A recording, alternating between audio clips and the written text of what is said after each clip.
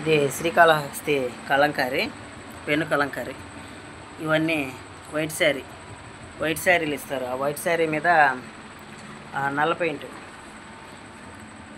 పెన్నులతో గీసిన designing white sari మీద అదో అక్కడ ఉంది కదా, అలా డిజైన్ గీసిస్తారు.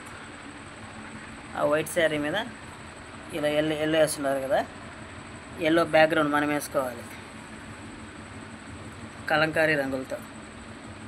ఆ తర్వాత ఇచ్చిన డిజైన్లకి వివిధ రంగులతో డెకరేషన్ చేసుకోవాలి.